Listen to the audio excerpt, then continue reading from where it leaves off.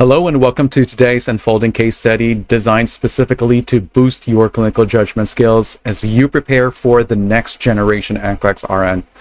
This interactive scenario will take you deep into a complex real-world patient situation, and together we'll analyze clinical issues, plan safe and effective interventions, and evaluate outcomes using critical thinking and evidence-based nursing practice. Now, I want you to get ready to challenge your reasoning skills and strengthen your decision making. Let's start. Here's our first scenario. It's about a 65-year-old female who is a retired school teacher and active community center volunteer who presents to the emergency department after a generalized tonic-clonic seizure at her community center. Let's look into the history and physical with the past medical information. It said something about traumatic brain injury 3 months ago due to a fall from step stool. She has hypertension diagnosed 10 years ago, and this is managed with amlodipine 5 milligrams daily. She has osteoarthritis in both knees and hands. This is managed with acetaminophen as needed. No known surgical history and no known drug allergies before the admission. She's also a former smoker. She quit 10 years ago. That's about 20 pack year history. She rarely uses alcohol, maybe 1 drink per month. She drinks wine at social events. Currently lives with husband, 2 adult children nearby, and she's active in church activities. For the review of systems, she complains of intermittent headaches since traumatic brain injury, has joint stiffness relieved by acetaminophen, and there are no prior skin issues, and denies weight loss or fatigue prior to the seizure. Let's look into the admission data. Of course, we have the admitting diagnosis of generalized tonic-clonic seizure and history of traumatic brain injury. She's going to be admitted to the medical surgical unit. She's food code, and the diet is regular, low sodium per patient's preference. And currently for bed rest with seizure precautions and to assist with ambulation due to osteoarthritis. And we got an IV fluid or IV access in place, gauge 20 in the right forearm. Let's look into the nurse's progress notes. It said around 3 p.m. on day 1, patients admitted to the medical surgical unit post-seizure. Lethargic seizure precautions initiated using the side rails being padded. Suction oxygen at bedside. Started phenytoin 100 milligrams IV every 8 hours. Continued amlodipine 5 milligrams daily. Family present, educated on seizure safety.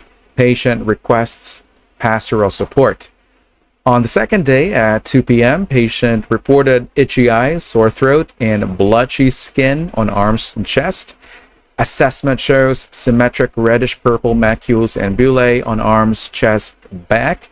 Temperature 102.1 degrees Fahrenheit. Dry mouth, urine output 20 mL per hour. Provider notified, suspected phenytoin-related adverse reaction. Now let's look into the diagnostic and lab results. It said that her hemoglobin level is 16.5, hematocrit 50, potassium 6.2, creatinine 1.4, sodium 128, bicarbonate 16, phenytoin level 17 micrograms per ml, and skin biopsy resulted on the second day. It said epidermal necrosis, lymphocytic infiltrate. And on day 1, she had an EEG. It showed abnormal epileptiform discharges. This is a bow tie item. You know the drill. You're going to supply the answers for the boxes. So here we got potential condition, 2 boxes for actions to take, and 2 boxes for parameters to monitor. Here are the choices for the potential condition and the rest of the boxes.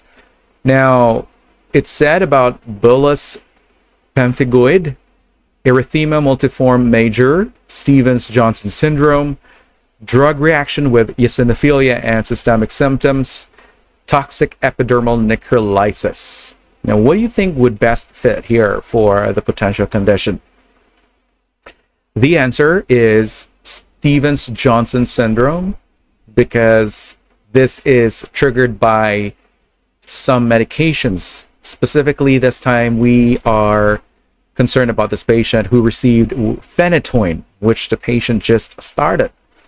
And her complaints about itchy eyes, sore throat, those purple, reddish purple patches and blisters. We have seen macules and bullae along with the high fever, and these are all pointing towards Stevens-Johnson syndrome, because we are also have that confirmation with that skin biopsy. It said epidermal necrolysis lymphocytic infiltrate.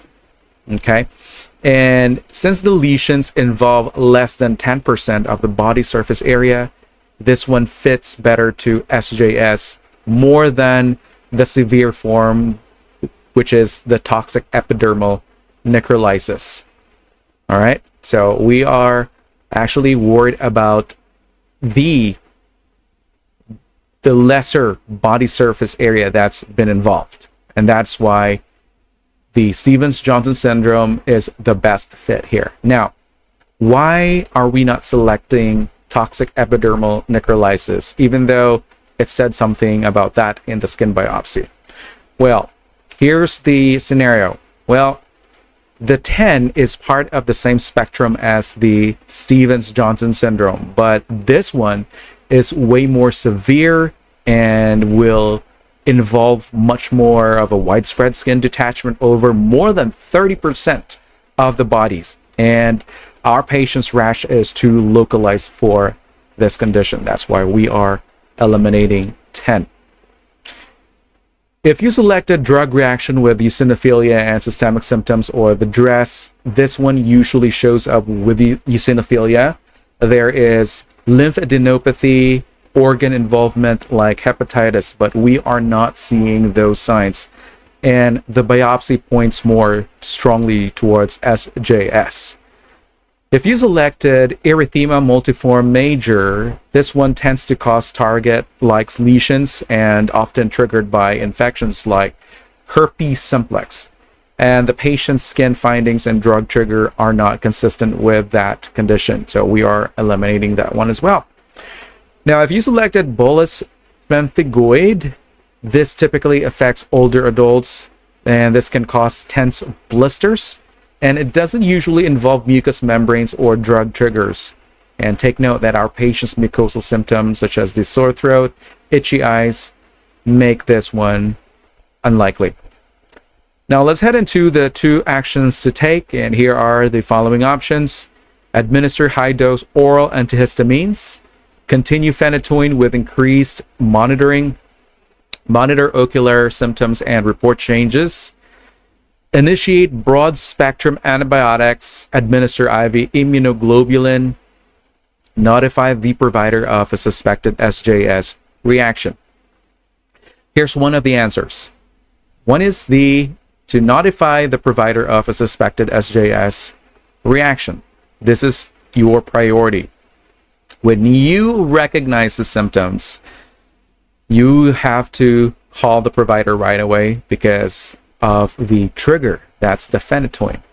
And when you stop that medication right away, this can prevent from getting worse and also prevent it from progressing into much more life-threatening condition like the 10, or it could be the sepsis. The other intervention should be monitor ocular symptoms and report changes, because the SJS affects the mucous membranes, including the eyes. And if we don't address this early, patients can become blind. They will end up with corneal scarring. And you have to keep an eye on the patient's redness in their eye, maybe eye discharge or pain, and make sure that you report those changes promptly so that the provider can get the ophthalmology involved here. The other options are incorrect. If you selected IVIG administration, well, this is something that can also be used in SJS, but you're going to expect this more of a severe SJS severity, right? And of course, this is not something that you can do independently without confirmation of the diagnosis. And of course, we don't have an order with this drug. If you selected administer broad spectrum antibiotics, well, fever here is likely part of the inflammatory reaction. It's not a sign of infection unless there is already confirmed infection, could be cultures, then the antibiotic would be highly needed here. But this is basically jumping the gun if you initiated the broad spectrum antibiotics without the order. And this is very unnecessary in this case. This can lead to antibiotic resistance. If you selected continue phenytoin with increased monitoring, well, definitely not, because the phenytoin caused the reaction. And if we're keeping this medication in her medication regimen, this is going to make things even worse. And just monitoring will not stop the immune reaction. It has to be stopped at the source. If you selected high-dose oral antihistamines, well, this is not practical because the patient has a sore throat, which can make swallowing difficult. And oral antihistamines would not stop the underlying immune process that drives the SJS. IV antihistamines might be more appropriate here, but only with a prescription.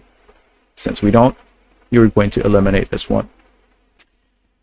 Now, for the parameters to monitor, make sure that you have selected, we got the following options: blood pressure trends, liver transaminase levels, serum creatinine levels, visual acuity and ocular inflammation, serum eosinophil count, and progression of skin lesions.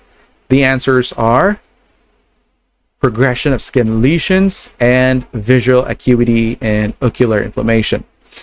Here we need to keep track of how the rash is evolving. If you're noticing more macules or blisters spreading to other areas, or maybe there are more signs of skin detachment, then this is going to help us determine whether the condition is stabilizing or if it's worsening, or whether we need to escalate the care. Also, if we are checking for the visual acuity and ocular inflammation, this is very important because we gotta intervene to prevent those long-term vision damage. So you gotta keep an eye about the itchy eyes, any visual changes, any more worsening of the inflammation, like more discharge, more redness. Those are things that we need to keep down. Now, if you selected serum eosinophil count, this is relevant if our condition is the DRESS, or the drug reaction with eosinophilia and systemic symptoms. But you're not going to use this parameter to address the SJS because our patient does not have any signs of eosinophilia or systemic organ involvement. If you selected serum creatinine, well, the elevated potassium, look back into the labs, we have a 6.2 potassium level and creatinine of 1.4. We are having some renal issues here.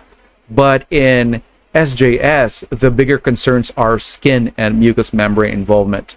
We know that the creatinine is useful, but this is not your top priority here.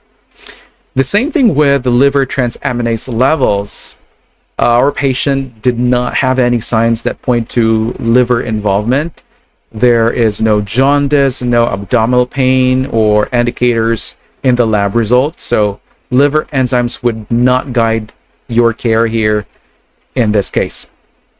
If you selected blood pressure trends, well, our patient's blood pressure at the moment is stable.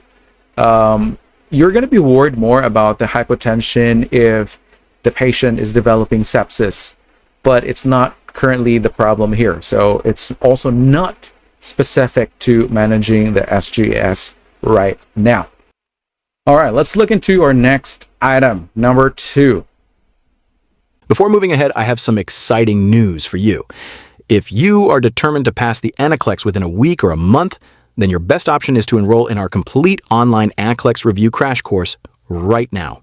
This course is a comprehensive all-in-one solution, a guaranteed shortcut, and a proven method to pass. Over the last 5 years, more than 5,000 students have successfully cleared their NCLEX exams using this course with an impressive 99% passing rate. Here's what you'll get: 100-hour animated mini crash course, ideal for those who have limited time and want to pass in just 1 week. 300-hour comprehensive recorded lectures covering 300 high-yield NCLEX topics that the exam loves to test. 5,000 real NCLEX questions, practice with actual past exam questions for better preparation. 15 full-length practice tests, including CAT simulation. Feel confident before your real exam day. Exclusive NCLEX ebook, the ultimate guide you need to pass. 1 year full access. Study anytime, anywhere at your own pace. This is a limited time offer. Enroll now to grab 70% off. Visit our website to enroll in our complete NCLEX review crash course. The link is in the description. All right, now let's dive into the topic.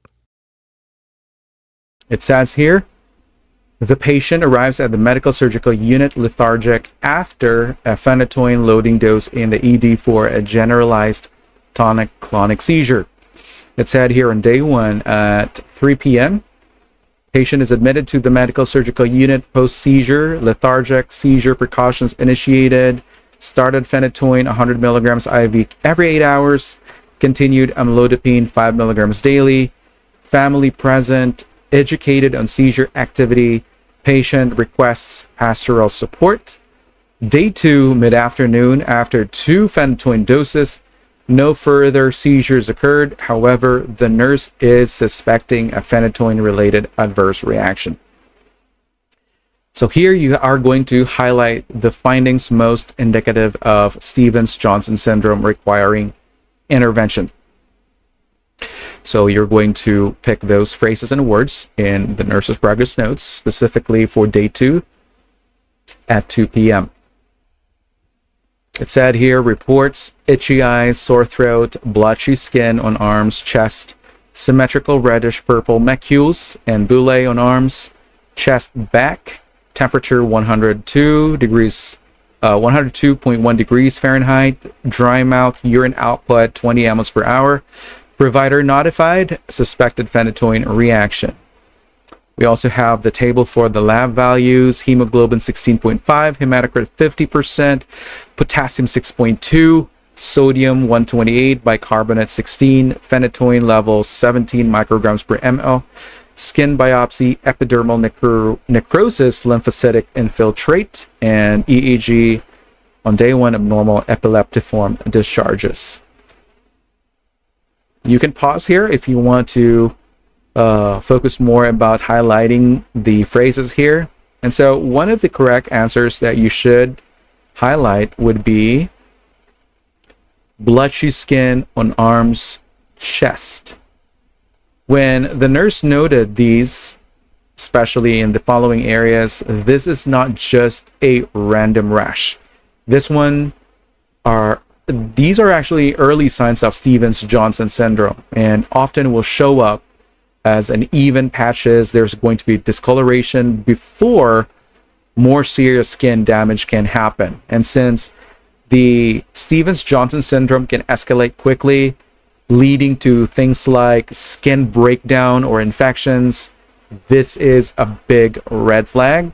So the nurse here should act very fast, like calling the provider and stopping the phenytoin, because continuing this drug could make things worse. Another phrase that you should highlight is symmetrical reddish-purple macules and bullae on arms, chest, back. So these findings are textbooked for SJS. And the nurse documented flat discolored spots. Those are macules, blisters that are reddish purple and appear symmetrically across the body. So this pattern is very specific to this condition. It signals that the skin is already reacting severely. This one is a clinical emergency, so you got to notify the healthcare provider right away to stop the offending medication, which is the phenytoin, and to avoid further complications. Another is skin biopsy on day 2, epidermal necrosis, lymphocytic infiltrate. This one confirms the condition, and this is a immune response especially when there is a presence of lymphocytes. And these are both classic signs of SJS under the microscope. So this test gives a definitive diagnosis, and once that is confirmed, the nurse should ensure the medication is stopped and have to implement supportive care immediately. Another phrase that you should highlight is temperature of 102.1 degrees Fahrenheit, because this tells us the patient's body is under stress and reacting systemically. And this one fits with how SJS affects the whole body and not just the skin. And when you're going to combine the fever with the sear skin and mucous membrane involvement, it paints a better picture of escalating immune response, one that could spiral into complications like sepsis if we are not treating this one urgently. Another is reports itchy eyes, sore throat. These are more than just minor irritation, and in the context of SJS, the itchy eyes and sore throat are signs of mucous membranes are already involved. So this can quickly lead to eye damage, airway obstruction, and the nurse should recognize these symptoms as part of the larger SJS picture and should act very quickly, because this might mean getting a specialist involved for the ophthalmologic or airway evaluation. Now, of course, we got the remaining phrases here, words. So dry mouth is not gonna be one of those, even though this is noted in the chart. But dry mouth is not specific to SJS. This one could result from the dehydration or maybe as a side effect to drugs or other benign causes. And this one doesn't really help in diagnosing the SJS. If you selected urine output of 20 mL per hour, well, this one can point to the dehydration or maybe early kidney involvement, but this is not a definitive feature of SJS as well. We have to monitor this, but it doesn't help confirm the diagnosis. The same thing with the hemoglobin of 16.5. This is slightly elevated. This could be due to hemoconcentration from the fluid loss, but it doesn't offer any diagnostic value here. The same thing with hematocrit of 50%. If you selected potassium, that's incorrect. This is something that you should address, but this one is not specific to SJS. This is much more related to renal involvement or metabolic changes. Again, this is not the priority when we are worried about SJS, since the question is pertaining to SJS. Now, for sodium of 128, it is hyponatremia. This reflects fluid shifting or maybe renal effects, but this is not unique to SJS. And we have to correct this one, but again, it doesn't help with a diagnosis, or it's not going to help guide our urgent intervention for the SJS as well. Bicarbonate of 16 is low. This one suggests metabolic acidosis, which could arise from systemic stress or renal involvement. However, it's not a primary concern in diagnosing SJS, and it doesn't really drive the immediate management plan. So we are not including this one. The same thing with phenytoin level of 17 micrograms per ml. This is within the therapeutic range, and this one confirms that the patient was taking phenytoin, and this is one of the likely triggers. But the level itself doesn't confirm SJS, and the clinical presentation biopsy do. If you selected EEG, abnormal epileptiform discharges, this is relevant to the patient's seizure condition, but it doesn't relate to the SJS itself and will not help confirm the diagnosis as well. All right, let's get into our next item. Before we move ahead, here's something you shouldn't miss. If your goal is to pass the NCLEX in just 1 week or 1 month, then the fastest and most effective way is to enroll in our complete online NCLEX review crash course. This course is a one-stop solution, a reliable shortcut, and a proven method with a solid 99% passing rate. More than 5,000 students have successfully passed the NCLEX by using this course, Here's exactly what you'll get. 100-hour mini crash course perfect for those who want to pass within a week. 300-hour comprehensive lectures covering 300 essential NCLEX topics that are commonly tested. 5,000 real NCLEX questions. Prepare with real exam questions and eliminate surprises. 15 full practice tests, including CAT simulations, simulate the real exam for a stress-free experience. Exclusive ebook plus 1-year access. Study whenever and wherever you want. Seats are filling up quickly. Enroll now to save 70%. Visit our website to enroll in our complete NCLEX review crash course. The link is in the description. Now, let's continue with the topic. Here it said, the patient was transferred to the burn unit. Dermatology consultation and skin biopsy confirms SJS. Here we have the healthcare providers. On day 1, this is before the SJS occurred. At 14:30, it said phenytoin 100 milligrams IV every 8, amlodipine 5 milligrams daily, acetaminophen 650 milligrams PO every 6 hours is needed for joint pain, seizure precautions, labs, complete blood count, comprehensive metabolic panel, phenytoin level, EEG within 24 hours. And day 2 at 2:30 in the afternoon, it said discontinue phenytoin, levetiracetam 500 milligrams IV every 12 hours, IV fluids 0.9% sodium chloride at 100 ml per hour, hydrocortisone 100 milligrams IV every 8 hours, diphenhydramine 25 milligrams IV every 6 hours PRN for itching, and consult dermatology and burn unit for suspected SJS.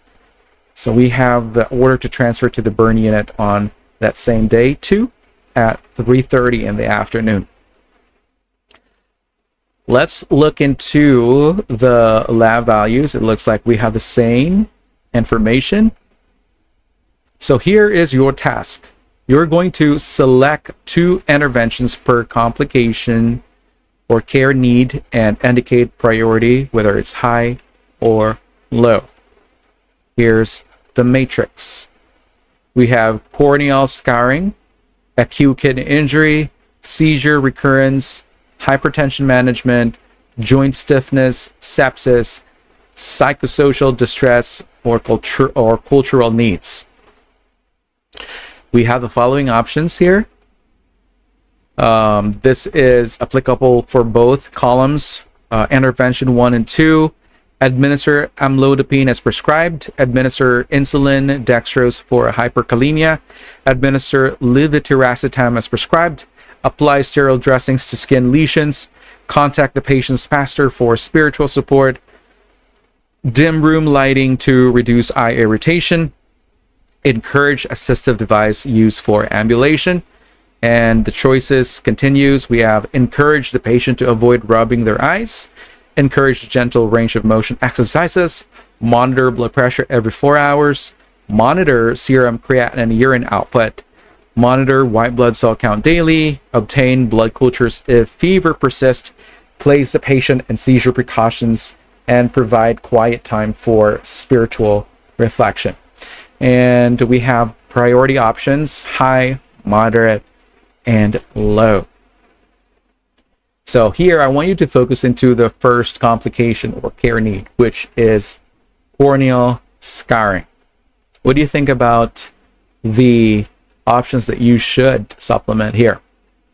Well, for intervention 1, you can do this. Encourage the patient to avoid rubbing their eyes, because in SJS, the mucous membranes of the eyes are inflamed, and when they report itchiness, it's very natural for them to rub those itchy eyes.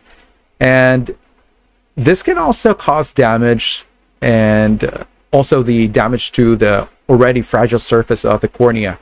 And this trauma can trigger scarring, which might not sound dramatic until you consider that permanent scarring can lead to vision loss. So simply coaching the patient not to rub their eyes plays a huge role in protecting their vision. Another for intervention 2 is dim room lighting to reduce eye irritation. This is going to be so important because bright lights can be so much of a torture for inflamed eyes, And the inflammation can cause light sensitivity. There is photophobia, and strong lighting can only worsen this one. We are going to dim the room. We're going to close those blinds, lower the lights to help the eyes rest and also keep the inflammation down. So less irritation here means less risk of damage and scarring. For the priority, we are going to place high priority on this one because we're trying to prevent something irreversible, which is vision loss. And there is already evidence of inflammation and reduced visual acuity. And without a specialist on board, the nursing actions are the first line of defense. Alrighty, let's look into acute kidney injury. What do you think would be the interventions here? Well, for the first column, we're going to administer insulin and dextrose for hyperkalemia because the kidneys help get rid of potassium. If they fail, like in acute kidney injury, the potassium builds up in the blood dangerously. And looking back into the laboratory value, patient's potassium is 6.2, which is high enough to cause deadly arrhythmias. And if we administer the insulin plus the dextrose, this is going to help push the potassium into the cells. So this is going to lower the potassium level very fast. And we want to make sure that we are going to pair it with the dextrose to make sure that their glucose level will not drop, especially that we're giving them insulin. Again, this intervention will stabilize both the heart and the kidney function. For intervention number 2, we're going to monitor serum creatinine and urine output because the creatinine level is already creeping up and barely any urine output, right? Remember about the urine output that is going low. So you have to monitor these frequently so you can worsen if there's any worsening of the renal function. This time you're going to place high priority for this complication because you're looking at risk like permanent kidney damage and other life-threatening electrolyte imbalances. So we have already seen that the patient has oliguria and that hyperkalemia. We are going to resolve that very quick. For seizure recurrence, the interventions should be to administer levetiracetam as prescribed because the patient has a history of brain injury and they've just come off the phenytoin. So we're not going to administer the phenytoin already because of the SJS happening. So the doctor has shifted to levetiracetam administration. So this is to prevent seizures. Now, if the patient misses taking this medication, well, the protective effect will drop and seizure can happen again, especially since the SJS brings on fever and other electrolyte imbalances such as hyponatremia. So we got to keep the administration of levetiracetam on schedule to keep the brain activity stable and also to prevent complications like hypoxia or injury. For intervention 2, we are going to place the patient in seizure precautions. Even when the patient receives those anticonvulsant medication, the seizure risk is still real. If they seize in a regular bed without padded side rails or no suction equipment ready, they could fall, they could aspirate, or suffer trauma. And since their skin is already compromised by the SJS, any injury will increase their chance of having an infection. And so these precautions are standard, but again, very essential for their safety. You are going to place this as high priority because uncontrolled seizures can quickly escalate to status epilepticus. It can lead to permanent brain damage or even death. Given the patient's TBI or a traumatic brain injury and the current stressors she's experiencing, you have to act proactively here. Now let's move on into the hypertension management. The interventions are to monitor blood pressure every 4 hours. Because of the stress, pain, and fluid imbalances, this can all make blood pressure spikes. And this patient already has chronic hypertension, and without close monitoring, you might miss a sudden blood pressure spike, which might lead to stroke or it could be heart attack. And that's why we are going to do this to help catch those trends and provide prompt intervention. The other intervention should be to administer amlodipine as prescribed. This is the prescription that is already in place. This is going to keep the blood vessels relaxed, preventing blood pressure buildup. And in a SJS crisis, where everything from fever to dehydration pushes blood pressure up, so we got to stay on top of meds to ensure that this patient avoids hypertensive emergency. Now, this time we're going to place high priority for this because of the risk tied to unmanaged blood pressure, especially in a patient under physical stress. Even if their blood pressure looks okay right now, you are actually preventing something worse. Now, for joint stiffness, osteoarthritis, the interventions should be encourage assistive device use for ambulation because osteoarthritis makes movement very tough. And combine that with the skin issues from the SJS and the fall risk goes up. And so a walker or cane adds more stability and it will help prevent falls that could tear fragile skin. And the other one is to encourage gentle range of motion exercises because stiff joints need movement to stay functional. And so light exercises, nothing like weight bearing. We're going to keep the joints lubricated without stressing painful areas or disturbing those skin lesions. So we're actually thinking about prevention of contractures and maintenance of the patient's skeletal function. However, our priority for this one is going to be low because this one is chronic and not immediately life-threatening. We know that mobility matters, but in the context of SJS, the focus needs to stay on more urgent complications. Now, let's go into sepsis. What do you think are the interventions here? One of those would be to obtain blood cultures if fever persists. So when there is going to be SJS, the skin barrier is broken. So this is a perfect setup for infection. And the high fever suggests systemic infection. And the blood cultures can help pinpoint the bug and to determine which antibiotic will work. So that precision can stop sepsis in its tracks.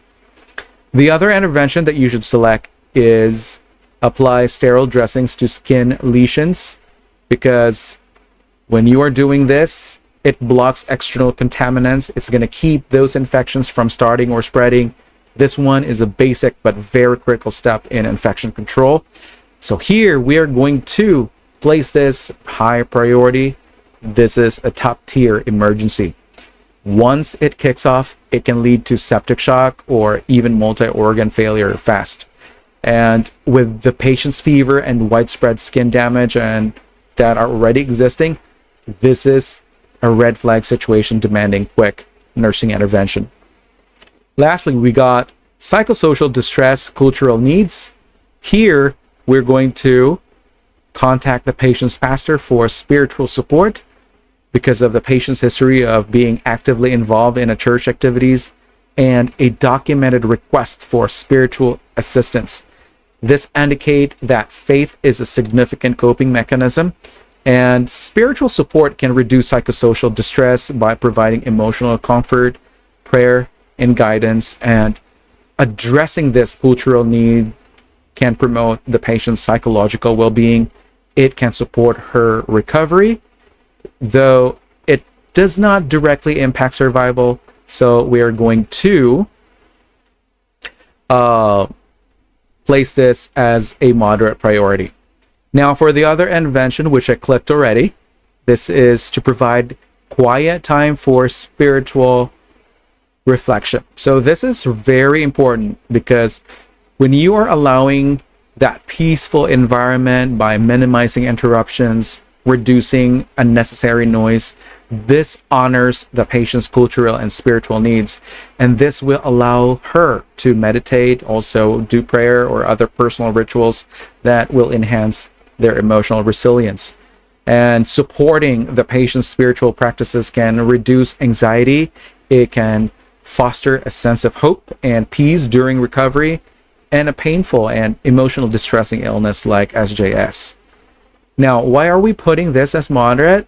Well, it's because it's not immediately life-threatening like AKI or sepsis, and it's not also low because when the patient is really stressed, they're going to end up with trouble sleeping, they're going to end up not taking any meals, they will be uncooperative with their care plans, and they may eventually isolate themselves or they can lose hope. And so addressing the psychosocial needs can help the patient cope with the challenges of hospitalization and also to promote a holistic recovery. Even though it's not the top emergency, it's absolutely a priority that you should not overlook. Alrighty. So keep in mind about those prioritization and also the appropriate interventions for this test item. Before moving ahead, here's something you need to hear if you're feeling anxious about passing the NCLEX, especially if you're aiming to do it in 1 week or 1 month, then our complete online NCLEX review crash course is your answer. This is your shortcut to success, a tried and tested course with a 99% passing rate. More than 5,000 students have achieved their NCLEX goals using this course, and now it's your turn. Here's what's included. 100-hour animated mini crash course, perfect for last-minute preparation to pass in just 1 week. 300-hour comprehensive lectures covering 300 high-yield topics that the NCLEX loves to test. 5,000 real NCLEX questions. Train with real exam-style questions and be prepared for anything. 15 full-length practice tests, including CAT simulation. Build your confidence with realistic exam experiences. Exclusive NCLEX ebook and 1-year access. Study whenever you need without restrictions. Don't let this opportunity slip away. Enroll now at 70% off. Visit our website to enroll in our complete NCLEX review crash course. The link is in the description. Now, let's jump into the topic. Let's move on to our fourth item. It said, Day 5 in the burn unit. The patient is seizure-free on levetiracetam and has stable vital signs. Hypertension is managed with amlodipine. Current findings include no new lesions, 70% crested, mild conjunctival erythema and visual acuity reduced to 20/40 from 20/30. A wound culture was obtained due to mild erythema at lesion sites and results are pending. The patient reports mild joint pain, 2 out of 10 managed with acetaminophen and request pastoral support. So here we have our vital signs: temperature of 98.8 degrees Fahrenheit, blood pressure 142/86, heart rate 90, respirations 18, saturation 97% room air, urine output of 40 mL per hour. Here we have potassium of 4.8, sodium 136, bicarbonate 23, creatinine 1.3, white blood cell count 13,000, and we have orders to obtain blood cultures if fever exceeds 100.4 degrees Fahrenheit, and for ophthalmology consult for evaluation of ocular symptoms like mild conjunctival erythema and visual acuity 20/40, and to apply silver sulfadiazine to denuded skin. So pay attention to the new orders here, new set of vitals, and lab results. So your task is to select 5 actions from the list below and rank them in order of priority, 1 being the highest, 5 the lowest, to address the patient's immediate needs and new orders. So we're only ranking 5 out of the many options. So let's go through first the options before you decide. 1 is monitor visual acuity and ocular symptoms for changes. Administer acetaminophen 650 milligrams PO for mild joint pain. Assess for systemic infection signs such as fever, tachycardia, confusion. Contact the patient's pastor for spiritual support. Apply silver sulfadiazine cream to denuded skin per wound care protocol. Arrange an ophthalmology consult for conjunctival erythema and blurred vision. administered diphenhydramine 25 milligrams IV for conjunctival erythema, and increase IV fluid rate to 150 mL per hour for creatinine evaluation. So I hope that you already decided for the ranking of these nursing actions. So let's start first with rank number 1.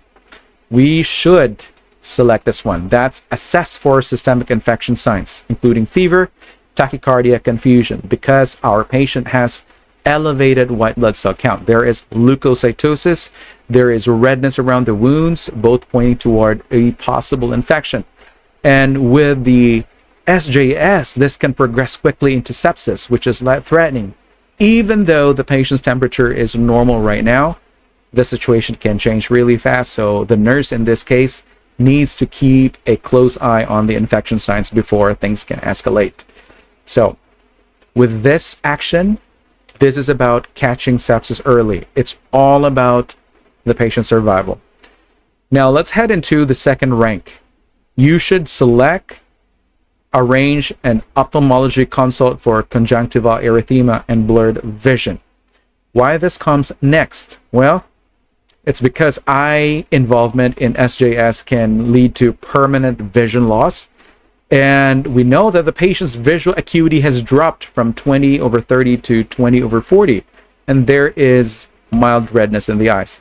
That's a red flag. Even though it's not an emergency right now, the eye damage from SJS can be devastating, and often it can get worse without proper treatment. So you cannot reverse corneal scarring if it happened already. So this is about preventing permanent disability. That's why it places the second rank.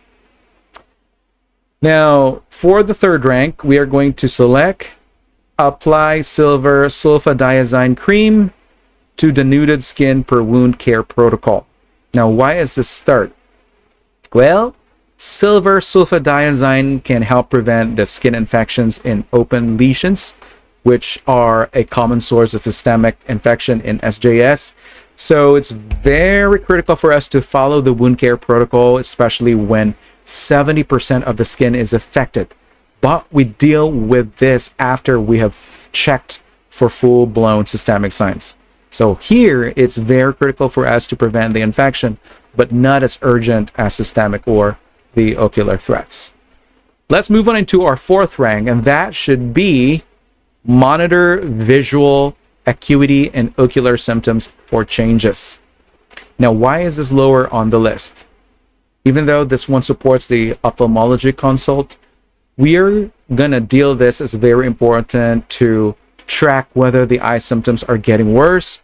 And you need to think of it like early warning monitoring, but this doesn't really replace the need for a specialist evaluation. So we're just doing a monitoring. Again, this is not going to help fix the issue. We're just tracking if it's worsening. Let's have number 5. What do you think would be the fifth priority? That should be contact the patient's pastor for spiritual support, because spiritual care is part of holistic nursing. It also supports the patient emotionally because she asked for it. However, it's not an immediate clinical priority when compared to the risk of sepsis or vision loss. This one is still valuable, but not as urgent compared to the others. And so the other options are not going to be ranked since we only have 5 spots. So if you selected administer acetaminophen 650 milligrams PO for mild joint pain, well, this is not prioritized because our patient's pain level is mild at 2 out of 10. It's well controlled, and giving the acetaminophen now will not change the outcomes. It will not change the life-threatening risks that we have identified. This one is more of comfort care, not about critical care. So do not get distracted by this one. If you selected administer diphenhydramine 25 milligrams IV for conjunctival erythema, well, we don't have an order for this drug, and this medication is typically used for itching or maybe allergic reactions, neither of which are present. And the conjunctival erythema in SJS is due to inflammation. It's not caused by an allergy. So we're not going to give a medication that is going to be ineffective. If you selected increase IV fluid rate to 150 mL per hour for creatinine elevation, well, we see that. The patient's creatinine level previously was 1.4, now it's 1.3, and it hasn't really significantly changed since then. And the patient is hypertensive and has a stable urine output of 40 mL per hour. And if we are going to increase the IV fluids, this could actually worsen the patient's blood pressure and could lead to fluid overload as well. So we don't act outside of orders unless there's an emergent reason, and here there is not. So in this test item, I want you to prioritize the hypothesis. You need to look for the most urgent potential problems. And in this case, we have systemic infection and vision loss. And you got to take action. You have to act only on what's ordered, medically necessary or strongly indicated. So here, you don't go rogue with unnecessary interventions. You also have to pay attention using the Maslow's and ABCs.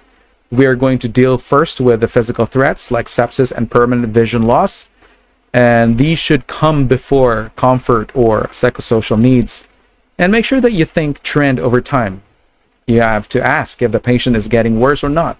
So that's going to be your cue to act really fast. And make sure that you have to do that because of the visual decline that we have seen in this case. Let's move on into our next test item, our number 5th item. Before moving ahead, I have some exciting news for you.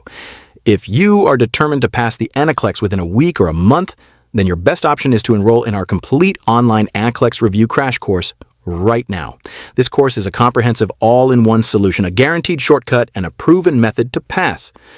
Over the last 5 years, more than 5,000 students have successfully cleared their NCLEX exams using this course with an impressive 99% passing rate. Here's what you'll get: 100-hour animated mini crash course, ideal for those who have limited time and want to pass in just 1 week. 300-hour comprehensive recorded lectures covering 300 high-yield NCLEX topics that the exam loves to test. 5,000 real NCLEX questions, practice with actual past exam questions for better preparation. 15 full-length practice tests, including CAT simulation. Feel confident before your real exam day. Exclusive NCLEX ebook, the ultimate guide you need to pass. 1 year full access. Study anytime, anywhere at your own pace. This is a limited time offer. Enroll now to grab 70% off. Visit our website to enroll in our complete NCLEX review crash course. The link is in the description. All right, now let's dive into the topic. The nurse evaluates progress from day 2 to day 5 for a 65-year-old female with SJS, seizure control, and renal function. So we got the trends of information for the skin lesions. On day 2, it showed symmetric reddish purple macules of bullae. On day 5, no new lesions, 70% cresting. For ocular symptoms, eyes are itchy. Patient is complaining of sore throat. On day 5, patient complained of mild conjunctival erythema. Visual acuity 20/40 was 20/30. Temperature of 102.1 on day 2. On day 5, it's 98.8 degrees Fahrenheit. And for the blood pressure on day 2, it was 10,000. On day 5, it was 13,000. Now, looking into the seizure activity, on day 2, patient had recent tonic-clonic seizure. On day 5, there are no seizure activities. For the EEG, on day 2, it showed frequent epileptiform discharges. And for day 5, it said rare epileptiform discharges. Now, paying attention to the sodium level on day 2 was 128, 136 on day 5. For the other parameters, we got urine output of 20 mL per hour on day 2, however, 40 on day 5. Potassium was 6.2 on day 2, 4.8 on day 5. Sodium 128 on day 2, 136 on day 5. Bicarbonate 16 on day 2, 23 on day 5. Creatinine on day 2 was 1.4 and 1.3 on day 5. Your task here is to select the trend that best indicates intervention effectiveness, considering stability and complication risks. So we have here a multiple response grouping type of item. We have 3 categories: Stevens-Johnson syndrome, seizure control, and renal function. So I want you to pick the correct options for each category.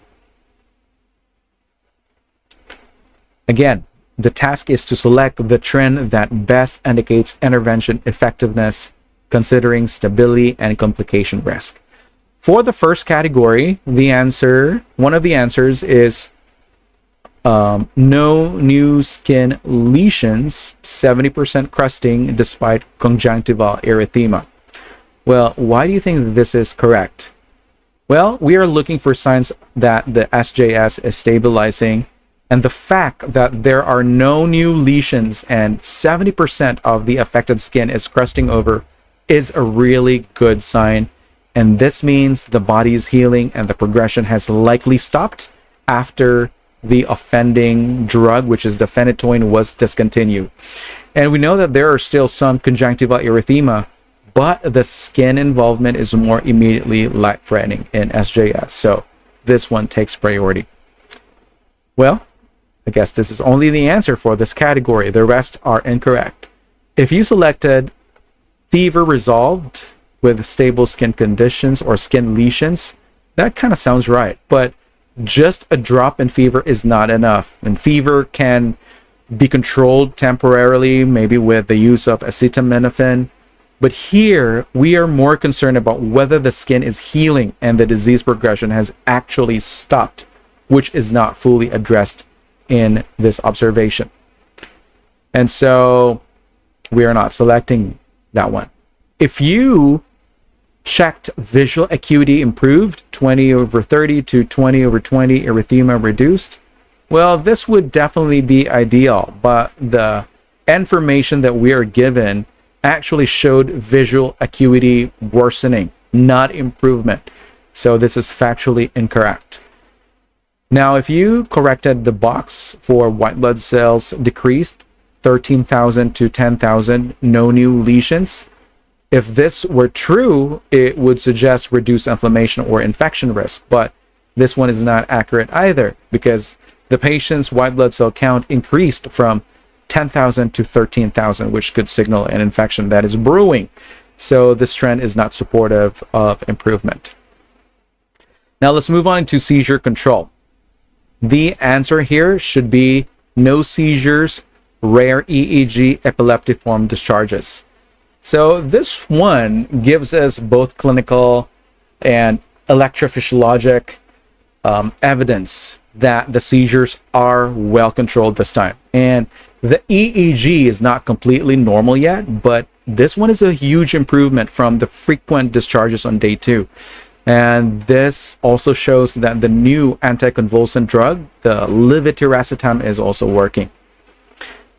If you check the box for no seizures, sodium normalized to 136 milliequivalents per liter, well, that's quite true. Sodium correction can help prevent seizures, but this is not the most direct evidence of seizure control. We want to see clinical and EEG improvement, which this doesn't include. If you selected EEG improved, no epileptiform discharges. What do you think about this one? Well, this would be great, but it's not consistent with the real data that we are given, which says rare discharges, which means that the discharges are still present. So this option overstates the progress. Now, if you selected no seizures, blood pressure stable, 142/86, well, we know that blood pressure stability is good, but it's not really related to seizure control. And this one doesn't tell us much about the brain activity or seizure risk. Now let's move on into the renal function category. The answer here should be urine output and electrolytes improved, creatinine 1.3 milligrams per deciliter. This is the most complete snapshot of improvement of the kidney function. We are seeing that there is better urine output of 40 mLs per hour. Normalized electrolytes regarding potassium, sodium, and bicarbonate. There's stable creatinine. Even if creatinine isn't back to the normal range yet, the trend now shows that there is a clear recovery path, and this is what we want here. Now, if you selected urine output increased from 20 to 40, creatinine stable, well, this one is on the right track, but it's missing the key data about the electrolytes. So we need a much broader view to confirm kidney recovery here. If you selected potassium normalized 6.2 to 4.8, bicarbonate improved, well, this shows partial improvement, but doesn't really mention urine output or creatinine, which are both central to evaluating the kidney function. If you selected decreased creatinine 1.4 to 0.8 milligrams per deciliter, electrolytes normal, well, this one is quite excellent here, but it's not supported by the chart. It's not what's going on in our patient. Our patient's creatinine currently is 1.3, not 0.8. So that's a erroneous information. Let's look into our next test item. We have the same scenario. It said on day 5 in the burn unit, the nurse plans care for the patient. We have the same tables here, so I'm not gonna reread those again. Your task is to select 2 interventions to include in the care plan to prevent complications. And here's the matrix. We have the same categories: Stevens-Johnson syndrome, seizure control, mobility. And you're going to select 2 interventions from each category. And there are 5 options for each category. All right, let's go right ahead. The answers for Stevens-Johnson syndrome includes to reinforce sterile dressing changes daily. This one makes perfect sense because the patient has 70% crested lesions and elevation of the white blood cell count, which could mean infection is brewing. And daily application of sterile dressing is very critical to prevent infection. It will promote wound healing in someone with a major skin breakdown. The other intervention should be monitor skin for new lesions or erythema spread, because SJS can progress quickly if not well managed. And so monitoring for any new lesions or worsening erythema can help us catch complications early on. And the fact that no new lesions have appeared, it's great, but we don't want to let our guard down here. The rest of the options here are incorrect. If you selected start daily wound debridement, this kind of sounds too aggressive because the lesions are already cresting and SJS lesions are fragile.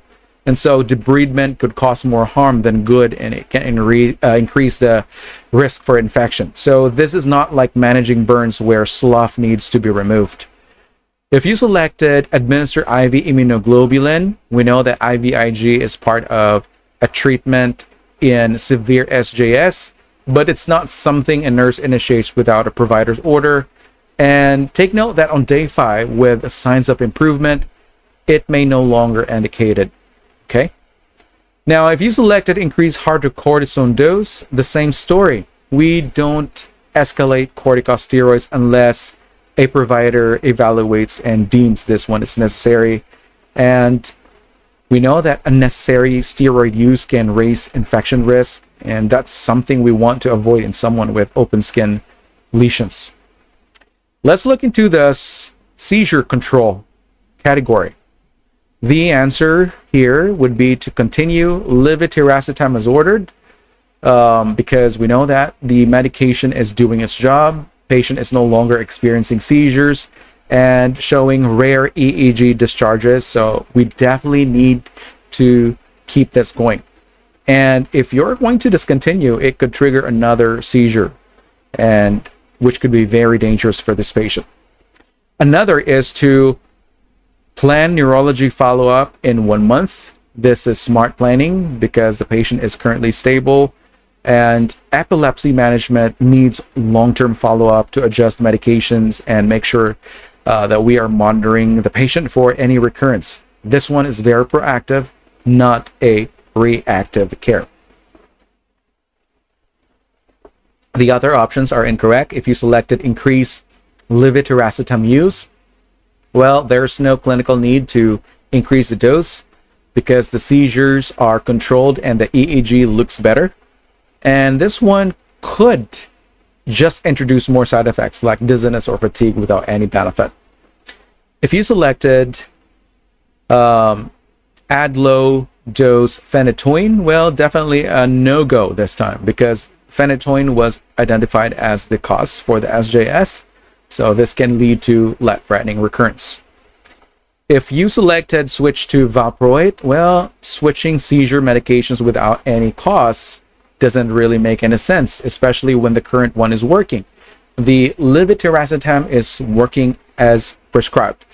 And when you start administering valproate, this can cause liver and gastrointestinal side effects.